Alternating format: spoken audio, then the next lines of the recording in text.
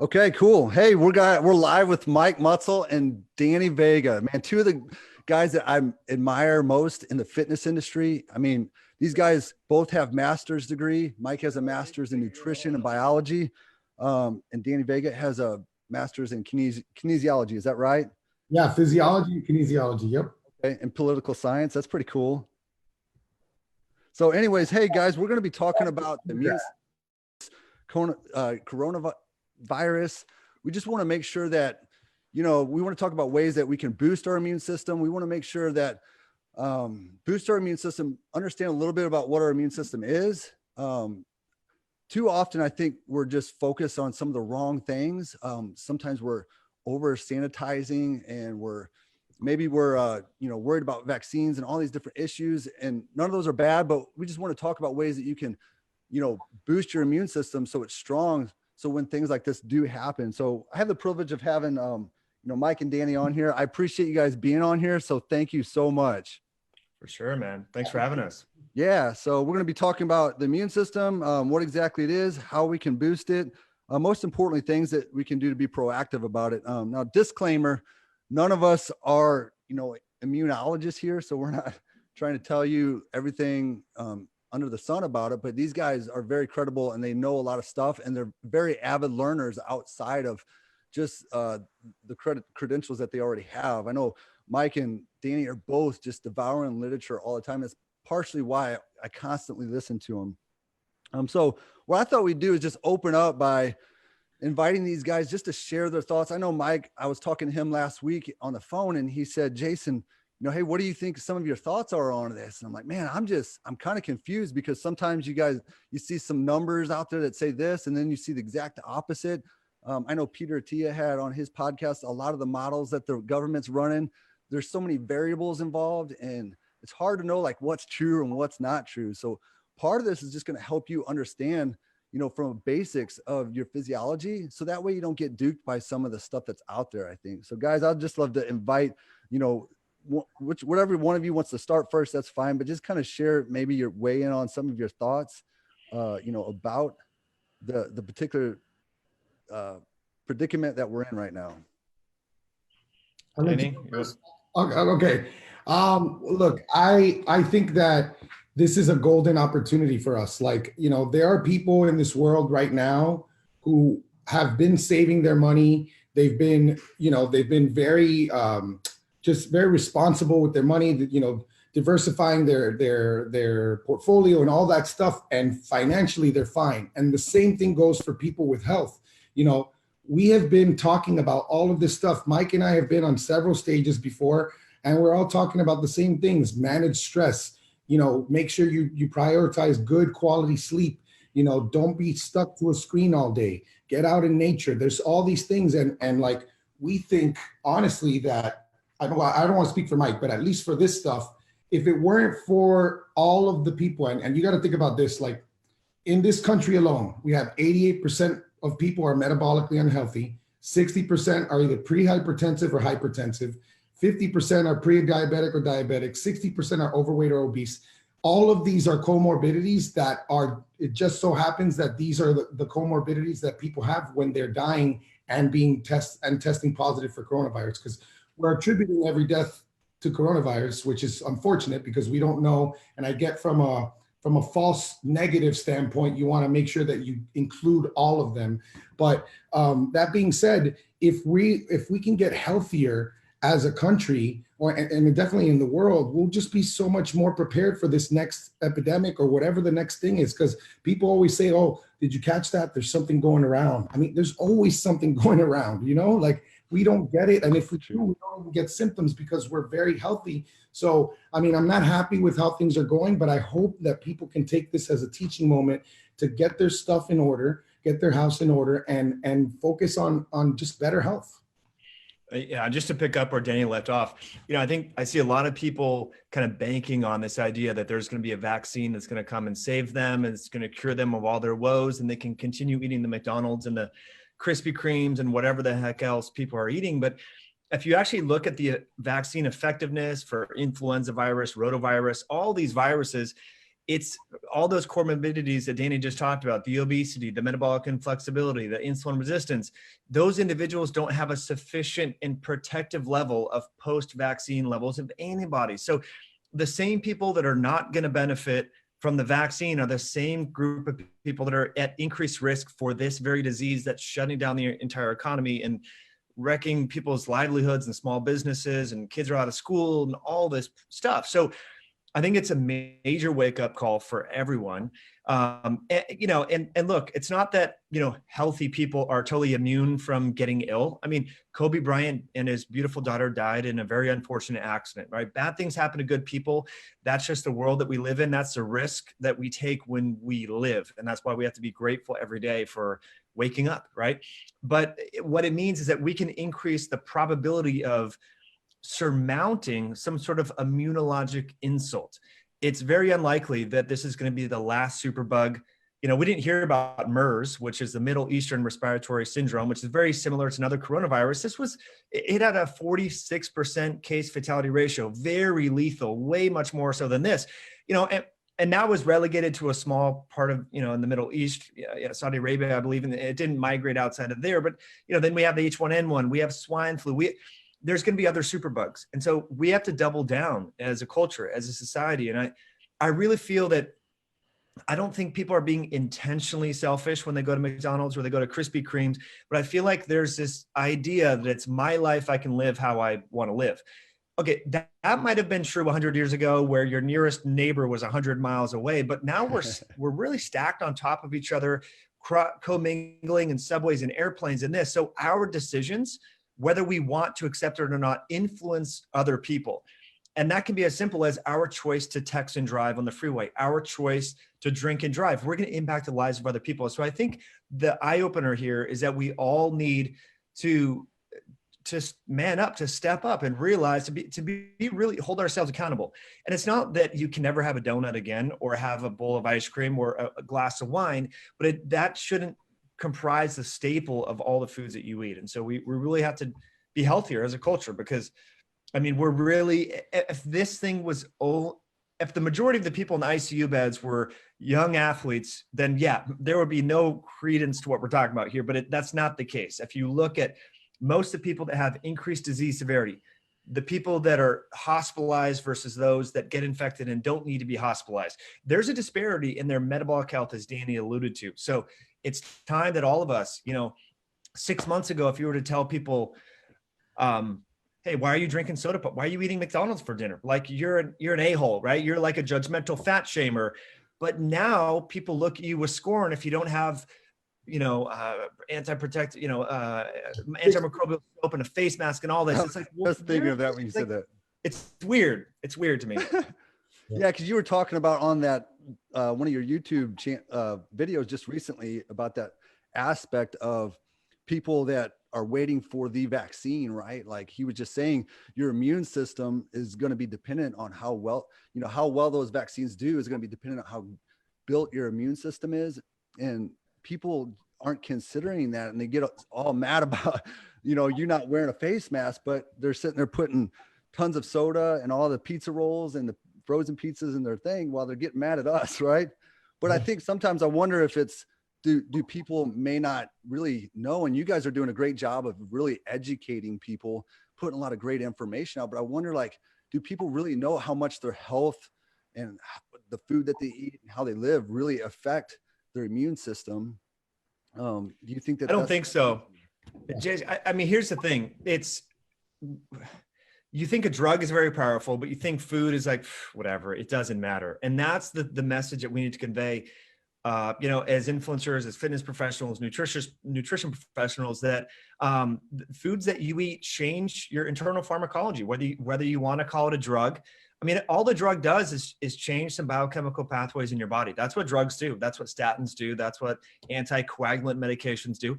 Food does the same thing. And it may not be as powerful in blocking or inhibiting some enzymatic pathway, but it certainly has a drug-like effect. And so that's it. And doctors have been we've been fighting this battle forever. I mean, the ketogenic diet has been around for over 100 years, and people still think, oh, it's a diet. I'd rather take the medication. But oftentimes, the diet can be very helpful in the case of treatment-resistant epilepsy. When all other epileptic drugs fail, people are like, well, try the ketogenic diet, try fasting. So I think this is where we need to realize that nutrition is powerful. I totally agree, man. And, like, I love what Paul Saladino says when he talks about, like, we're taking drugs in microgram, milligram quantities, and we're eating food in kilogram quantities. I mean, we should be thinking, man, that's the majority of what I'm consuming on one side of it. So we should know, like, I'm consuming a lot of food. I'm only consuming a little bit of this. And obviously with different therapeutic windows, whatever, but just all things being equal, we eat a lot of food. And I just had a new client this week who's an elderly woman, and she's telling me this surgery. One doctor gave her a surgery, not a bypass. One of the gastric bypass, because she had breathing problems. And like, then she stopped having the breathing problems, but now she's got gastrointestinal issues. And I just remember she was telling me all these things. She was telling me all the autoimmune issues she has and pain and things like that. And I'm just like, check. And I was like, okay, now this is the first thing you need to learn. And I really need you to just wrap your head around this, is that what you eat can significantly impact all of these areas. Like, if we could just say that and get that message to people, and that people can start to understand, like without mindlessly reaching for like the frappuccino or whatever the crap that they're eating, that they're not even hungry, all of these things, maybe they can have some mindfulness attached to that, so they can be like, okay, wait, what I eat, affects all these things. And over time, if we start to think about, like, we are what we eat, we are what we absorb, like, we're building our cell walls with vegetable oils and all this stuff, like, no wonder our bodies don't even know what to do. So, I mean, that needs to be they need to take a much bigger place in our society. And if we can have more people like Paul Saladino and, Ali Miller, who's a functional medicine practitioner, who are screaming at the top of their lungs, like, guys, let's look at diet, let's look at lifestyle. If that can find its way into, somehow sneak its way into the typical medical language, or at least ways that we can, educate the masses on that, I think that's going to be a big change, huge change. I agree 100%. It's Man, key. I'm with you too.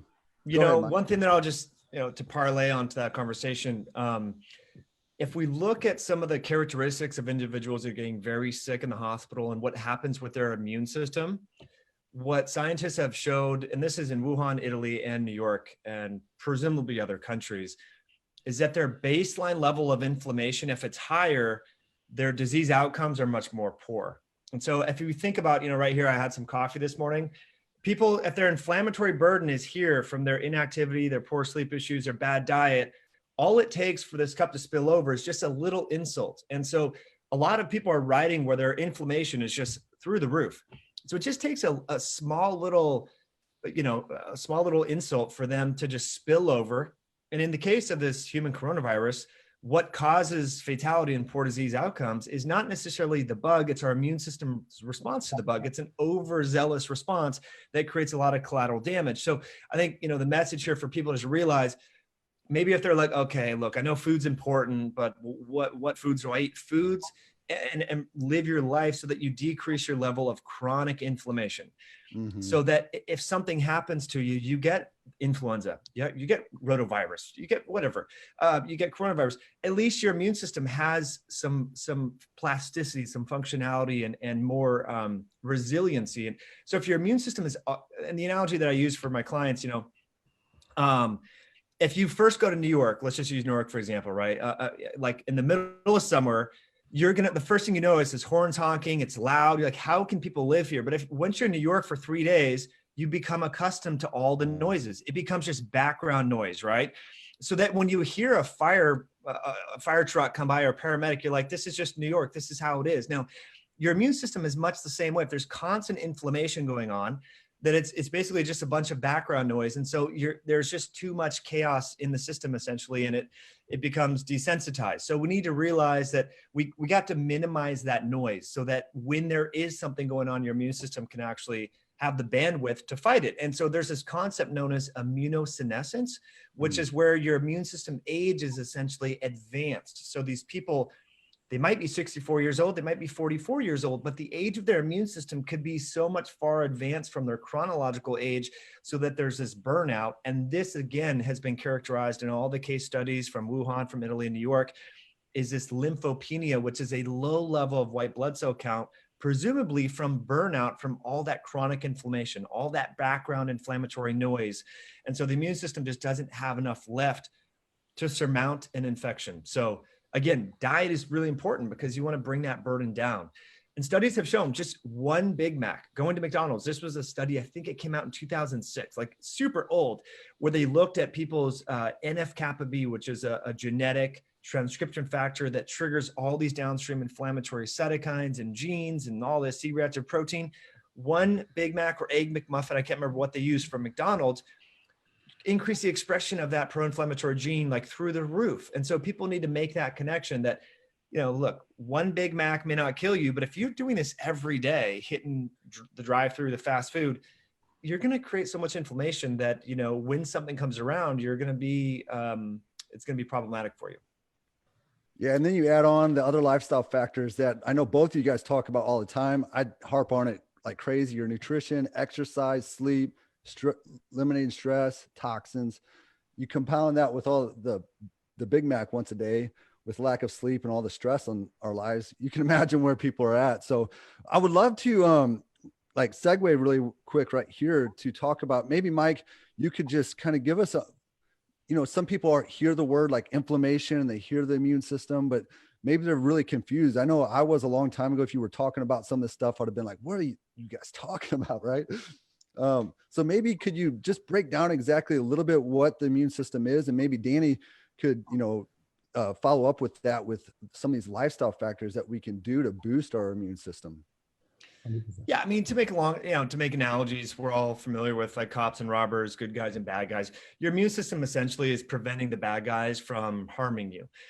So we have commensal, we have synergistic microbes that live within us and within us that are helpful, and we have pathogenic bugs that use our host body, our cells, our machinery, our nutrients for selfish reasons that cause harm to us. So these would be pathogenic, opportunistic bugs. And so our immune system has evolved so that, we can release different molecules to prevent those pathogenic, opportunistic bugs from causing a problem. And so, And so the thing is, what the disconnect becomes where people don't realize that their metabolism, which is really kind of the energy management system of our body, if we want to look at it like that. So if we think of energy, food, fats, fuel, everything, that's all kind of governed by our metabolism. Our metabolism and our defense system are yin and yang. They're cross-talking, communicating, the aspects, the interleukins and the cytokines and all the molecules that drive the inflammatory response depend upon the energy management system called our metabolism, and vice versa, right? So cytokines in the immune system affect the energy management system. The fuels that are being operated or governed by the energy management system, fats, amino acids, glucose, help finance the immune response, right? So they're inseparable. So, I mean, just like if you think about the government and the Department of Defense, I mean, there's no defense if you have no government and no way to finance that and so on. So that's where people need to understand. So again, making it very simple, the Big Mac, the sugar, the soda is altering your energy management system, which is going to cause issues with your defense system. So it's putting just two and two together, making it super simple. I'm oversimplifying for the sake of understanding. And to make it more complex for people that want to know more, this has been elucidated by Harvard scientists. It's called immunometabolism. And this is this coalescence and convergence. And we see this in people that have autoimmune disease, people that are sick in the hospital with an infection, or with people that have metabolic diseases. They have imbalances in both their inflammatory system or their immune system and their metabolism. So you look at someone that has COVID-19, their glucose and LDH and biomarkers of inflammation are all skewed. You look at someone that has diabetes, their levels of cytokines are skewed. So again, this is where if people are deciding, well, should I exercise or watch Netflix? You're like, well, exercise is going to be good for both your metabolism and your immune system. So we just got to think about, in medicine, there's silos, right? If you have blood sugar issues, you go to the diabetologist or the endocrinologist. If you have immune issues, you go to the infectious disease specialist or the rheumatologist. But really everything, your hip bone's not disconnected from your spine. It's all connected and everything crosstalks. And I think that's where we get into issues where people think like, oh, I'm doing everything right. I'm wearing gloves and a mask, but okay, you might be protecting a burden of an infection, but you're eating Big Macs and cupcakes. Come on, right? So anyway. No, that's awesome. And I know Mike wrote a book called Belly Fat Effect that I've read. It's one of my favorite. It really helped connect a lot of dots. I know you're currently updating that, right? Yeah, I wrote that in 2013, guys. So as much as I'd love your support, I'm working on something new. So don't feel like you need to go out and buy it. Yeah, but I appreciate the plug. But Jason. what it did do is it really helped me understand this immunometabolism that you're talking about. So definitely when he gets it updated, go out and buy it. But yeah, definitely love to have Danny weigh in too. Like, okay, so we kind of know what inflammation is. We know what your immune system does. It helps fight off. I always tell Nolan, my son, like, hey, you want like the Avengers in your body. It's a good analogy that he can relate to, right? You want the Hulk in there. So whenever these pathogens come in, it can like pounce on it. And so we kind of know what the immune system is now. So maybe like Danny is a beast, man. You can see how ripped out this guy is, man. It's just awesome looking at him. But, he lives these things that he preaches to. And there's a lot of lifestyle factors that we just brought up that are really important to help boost our immune system. So maybe you can kind of share with us some things that we can do on a practical basis. Yeah, I mean, Mike said so many things that I appreciate. And I mean, there's so many parallels. There's so many analogies that we can think of. Like, for example, when we talk about background noise, that is one of the things that I just said to myself when I first started a ketogenic diet in 2016. I remembered that my body, my whole system became more sensitive to different inputs. And I was like, this is amazing. Like, I didn't know that this did this to me. And all I could think of was the thing that changed was the carbs. And so at that time, I was like, you know what? Carbs are background noise. And so when I think of it that way, imagine this, like you can't really see what's going on when you got all this background noise going on, right? And the conversation has shifted so many times throughout the last couple of weeks, also based on what I've been interested in. I was interested in like supplements, for example, like 2 weeks ago. So I was really talking to a lot of people and about supplements. And so think about like, it doesn't matter if something's antiviral, antimicrobial, antibacterial, because like Mike said, we have like, imagine that coffee cup again, and we have a queue of things that we got to get through. There it is. Imagine you have your body is fighting so many things that your immune system, like Mike said, you have low white blood cell count, some issues, whatever that is, burnout from fighting so many things, from being so overly active all the time. And, from a supplement standpoint, I think of that because like, if I'm telling my dad, for example, like dad, take this supplement. It's got zinc, copper. I got to plug Barton Scott because he's got awesome upgraded formulas, nano minerals. So I take Peak Thyroid. I love it because it has zinc, copper, selenium, and what else does it have? Zinc, copper, selenium, and iodine. How could I forget iodine, which is actually, I think, antiviral. But if you, through your lifestyle and through some smart supplementation, when you're feeling like you need a little extra kick, like you don't need to take vitamin C, but if you feel like you want to bolster your immune system, sure, take some good quality vitamin C, take some, good quality fish oil, D3 with K2, all of that stuff, do that. But the whole thing that you want to do is you want to clear that queue. So you want your body to be able to handle everything that you throw at it.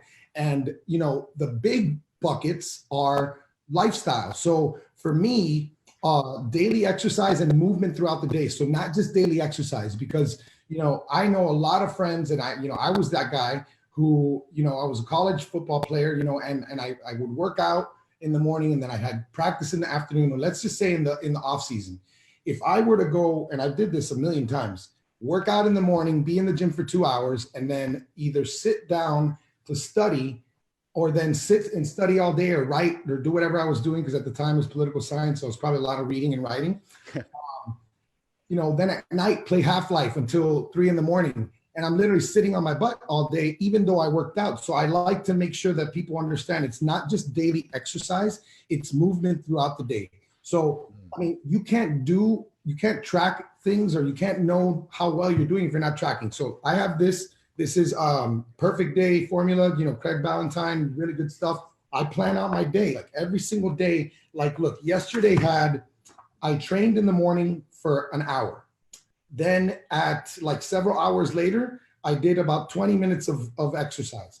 And then a few hours later, I did like 15, 20 minutes more of exercise. We end the day always with the family walk. We go on a walk around the neighborhood. And that's been amazing too lately, because, we need contact. We need interaction with people. I mean, that is definitely a factor in all of this. Like, not being isolated is not good for your immune system. I'll tell you that right now.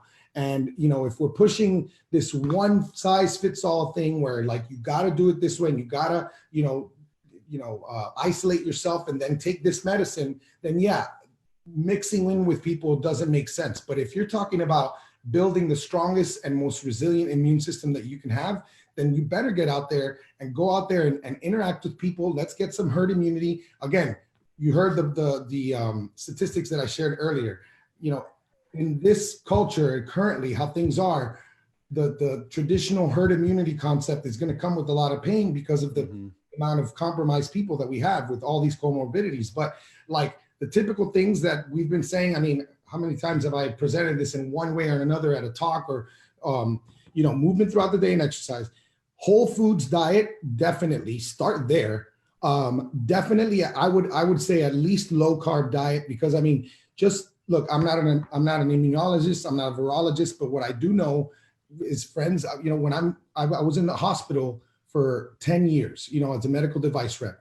And one of the things that you need to do is you need to make sure you cut your sugar pre-op, because, a high sugar diet can increase the risk of infection, so that's something that I'm like, maybe let's take out all the extra sugar. If you want to have some fruits and vegetables, especially if they're in season, have them and all that stuff. But start with whole food diet, low carb. I mean, where I stand. It's either carnivore, mostly meat, or just ketogenic. Like yesterday I had, a keto pizza and I had fat bombs, which I hadn't had in years.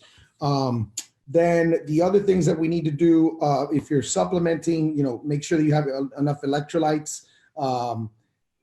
So what else? You need to have a good morning routine and a good evening routine. And the reason why I say that is because if we are overly stressed, we can cause, talking about the metabolism side of it, like we can cause a lot of issues with metabolism. We can change the way our fuel is partitioned just because we're in a sympathetic state all the time. So, if we're talking about our autonomic nervous system, which, I mean, I know both of us, me and Mike, are so excited that this has been the topic, like for the last year and a half, 2 years, people are finally realizing, like, sit down, be present, like my son Love it. gets some food sometimes and he'll eat it at the counter. I'm like, come over here, sit down, let's eat our food, do one thing at a time. Everything else is going to be there when we're done. Let's have our dinner. Let's make sure that we're putting our bodies in the best way, the best environment to assimilate the food the best way possible. So, be present. If you have a good morning routine, you're probably going to have some gratitude practices. So you're going to rewire your brain that way. You're going to frame your day that way. All of these things that people may think, those are just things that I'll think of later once I get healthy. No, that's part of the getting healthy. So daily movement, whole foods diet, I say at least low carb, ketogenic and carnivore for me have worked great. Take care of your sleep. And a lot of this, who knows what's going to come out of this? I really don't. I mean, Mike talked about the alcoholism and all the other stuff, but like, I mean, how much has people's screen time gone up? How bad has it gotten? These are things that it's like a perfect storm. And then you add to that all the other stuff that's already making things harder, like the environmental toxins, like the plastics and the fragrances and all the things that are not only hormonally disruptive, but they can mess with your immune system. And they load up that queue. And then when it's time to like handle everything, you don't have the resources. So those are my thoughts. Mike, I did a lot of them. You probably you probably don't have that many left to add, but Man. Oh, No, sorry. that's amazing. Sorry, guys. I had a mixer I was selling on Facebook Marketplace, and the guy just came up.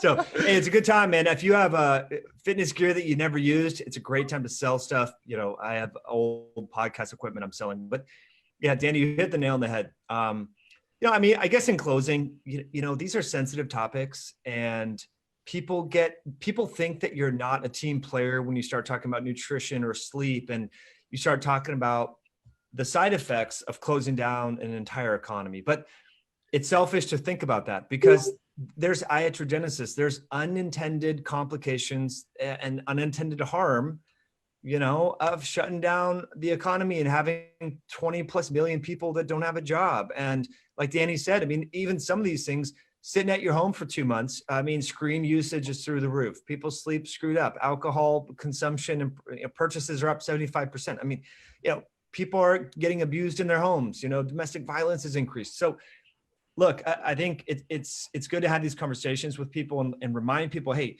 we're all team players. That's why we're talking about this. We're trying to help you improve your health. And I think it's okay to talk about, you know, but. Man, that's awesome, guys. So if I could put all of what you guys are saying into one little thing, is like, I heard you talk about nutrition, exercise, sleep, stress, and toxins, which is something we talk about all the time. And here's the thing, is what I'm hearing you say is like, most people, there's a quote that I heard that said, just because it's common doesn't make it normal. And so we see obesity and all this stuff that's common that you're talking about, all the statistics that Danny shared, doesn't necessarily make it that it's normal, right? And so I think about being proactive about our health. Like, I used to have a coach in basketball, and he had a sluggish metabolism, beer gut. He was like, yeah, you got a fast metabolism right now, but wait till you're 30. And I remember in my mind hearing that, thinking, no, like, I want to learn the right habits now, so I don't wait till that happens. And that's exactly what happens. Is I feel like people have done in this instance, is that people react when something happens rather than being proactive and doing the right things ahead of time to prevent it. So that's kind of what I'm hearing you guys say, wrapping it all up, I think. You guys got any closing thoughts? Well, I wanted to add something, that my last thought will be something that I saw my friend Kevin Stock. I get his newsletter, and he talks about Goodhart's law, which is like, basically what gets managed gets measured. And, when you focus in on one thing, and Mike talks about the unintended consequences of intervening in a certain way, that's one part of it. But, for example, this reminds me of cholesterol. Like, we're so focused on LDL cholesterol, and we're not seeing A1C, HSCRP, all the things that we talk about. And let's take our eyes, let's open up our eyes a little bit more and widen our gaze, and take our, let's just think, what could I possibly do beyond this ridiculous social distancing? Like, I got like one-way lanes by the supermarket today. I could only go in one lane and come out of the other lane.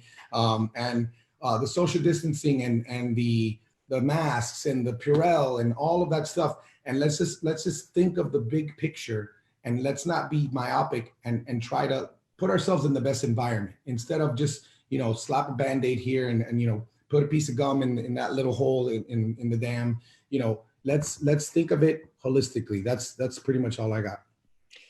Yeah, I mean, I beautifully said, Danny. I think, and this is why I think there's so many different opinions. Or if you look at the people that are calorie counters, it's all about calories and all that, they're thinking like, oh, this is so terrible. Wait till the vaccine. You got to stay inside. But the people that have tried integrative medicine, didn't really get the results they wanted, so figured out the diet and lifestyle, and there's all these different pieces of the puzzle that affect the whole network, are realizing and opening up to the idea that, gosh, we really need to revisit this whole conversation, because, yeah, I mean, what's the cost, the economic and health costs for depression increasing several fold in the population, or the propensity, or, all that. So yeah, we're really good at, like Danny said, micromanaging small little biomarkers and forgetting the big picture. But I think it's great for people to zoom back and zoom out. And with that in mind, say, hey, mom and dad, look, I know maybe you're scared to have dinner with us, but can we go for a walk? Let's go for a walk in the park. Like, do something like that, and not be so spooked, because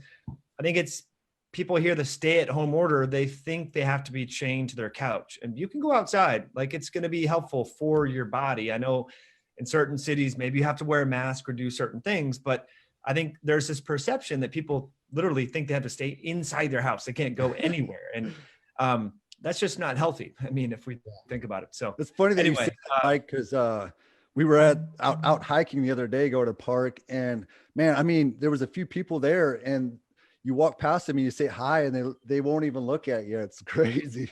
Weird, man. That is weird. Dude, we were already like socially isolated before. This just took it up a few levels. And oh my gosh. The hangover, I mean, we think, oh, once it's turned back on, we're going to forget it all. People are this is going to be inked in their head. And they're going to be acting weird for a while, unfortunately. And when they meet you, it's going to be weird stuff like that for sure. Yeah. Oh my gosh. Dude, I'm going to be that guy. Hugging people. Hell yeah. That's hilarious. Posting, you don't know. I got my own things I'm tracking. I've got my own things I'm measuring. Nice. I don't want to keep you guys too long, but there was one thing that Danny was talking about with the lifestyle factors. And I bet you that you guys do this, but I wonder if there's like something to this and you can maybe add to it. But just the fact that families sit around a dinner table and like eat together, like people don't do that anymore. Like, I think there's maybe something psychological or things that just as a family of us having conversational, pieces during our dinner time, how it could impact our health and lifestyle. Well, think about what is what's his name that is talking about our needs? The guy who talks about the hierarchy. Maslow. The hierarchy of needs. Like that's one of our needs is for us to feel grounded and safe in our home environment. And if my children, aren't able to have some sort of consistency and stability, like cool traditions, like how did you feel today? Like Desmond said it today, we're going to talk about, because we set our intentions this morning. I said I wasn't going to lose my temper because I've been losing my temper a little bit lately. Dude, me too. I thought it was just me. I've been going. That's what I love about these guys. I have certain things like that set me off, for no reason. I'm just like I did something as a dad that I'm not proud of the other day. Like the boys didn't clean their room and I told them, clean your room. And when I put them to bed at night, the room was just as messy. So I went to bed knowing that I was going to wake them up with pots and pans in the morning. And I felt so terrible because I was like, welcome to Fat Fuel Family Boot Camp. And like, bang, bang, bang, bang, bang. And these kids are crying. And I'm like, I'll never remove that image from my head. But like certain things like that, like this is like, we're all going nuts trapped in our house. And like, there is definitely, I'm sure you can write a whole dissertation on this, like just sitting at dinner, like all the things that it would bring for your family. Yeah. I mean, it's the memory too, that you create for kids and the routine. I think as people, like our memories are not as good as we think they are. So you're not going to remember each individual meal, but you're going to remember the routine. Every summer we went to grandma's house on the lake, right? Or every night we had dinner as a family. So they're going to remember that and carry through that. So if every night you sit in front of the television and everyone's on their phone, that's not going to create this lasting memory that they're going to be like associate. It's not going to be there. So I think these habits and these things that you do, traditions as a family are key. I totally agree.